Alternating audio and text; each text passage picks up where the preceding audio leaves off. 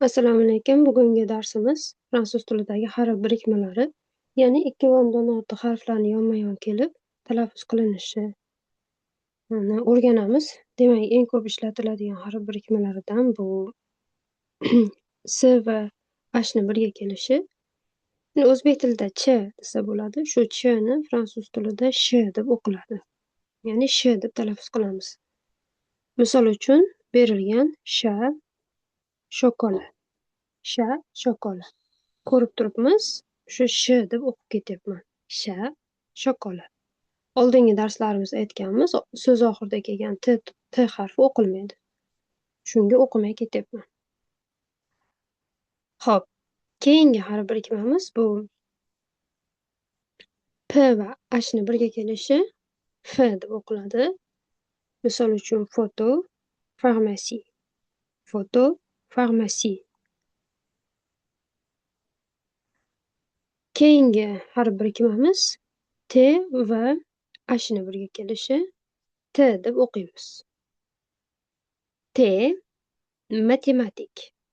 Ya'ni bu yoqda h harfi o'qilmas edi-ku va shuni z deb ingliz tiliga o'xshab o'qib ketmaylik. Bu oddiy t deb o'qib ketiladi. Misol uchun t matematik. G va n birga kelishi ñ, ya'ni ñ. Tongdagi ñ daqa talaffuz qilamiz. Misol uchun montagne, gagner, montagne, gagner. Bu ham faol harf birikmasi keyingisi I va ikkita L harfi birga kelishi. I va ikkita L birga kelsa Y deb o'qiymiz. Y. E'tibor beringlar, shu yerda E bilan ikkita L ni birga kelishi ham kuzatiladi.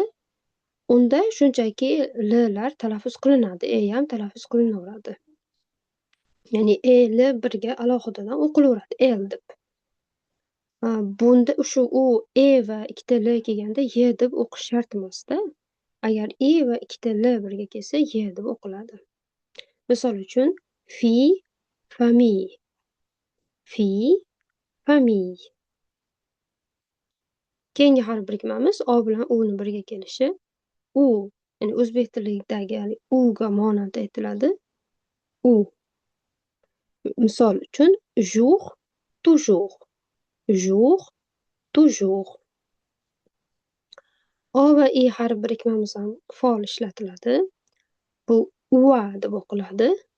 Misol uchun moi, boire, ua, ua. U I birga kelishi, hali xuddida v borga o'xshab o'qiladi-da. Misol uchun lui, nui, oui, oui. Hali orada mana v deb yozib qo'ygan-ku.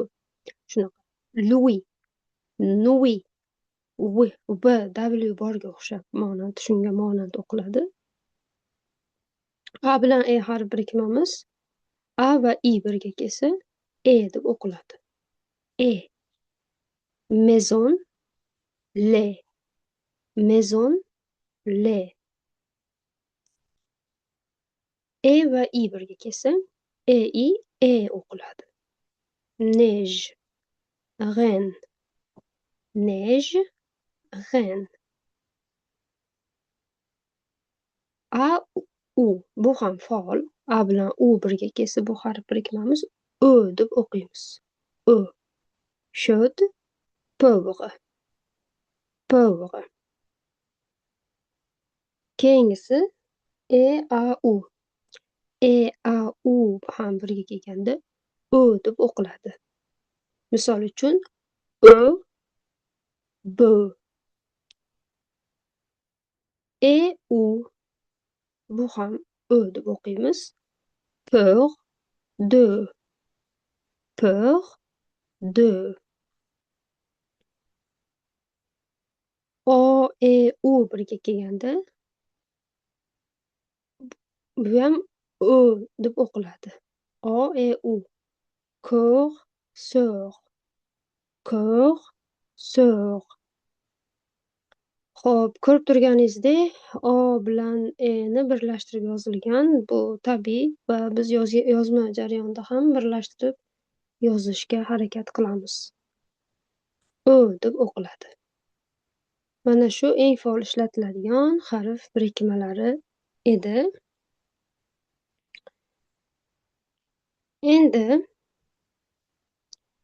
bizda keyingi shu harf birikmalarimiz tugadi-da. Shular bugungi. Xo'p, agar qanaqadir savollar chiqadigan bo'lsa, kommentariyada yozib qoldirishlaring mumkin. Javob beraman iloji boricha. Va endi bundan buyon harflar o'qilishini ko'rdik, birikmalarni ko'rdik. Endi amaliyotga qo'llab o'qish qoldi. O'qish uchun men tekstli video tashlab qo'yaman. Hamma ortidan qaytarib, o'qib, talaffuz qilib, o'rganib chiqish uchun. Barchaga omad, sog' bo'linglar.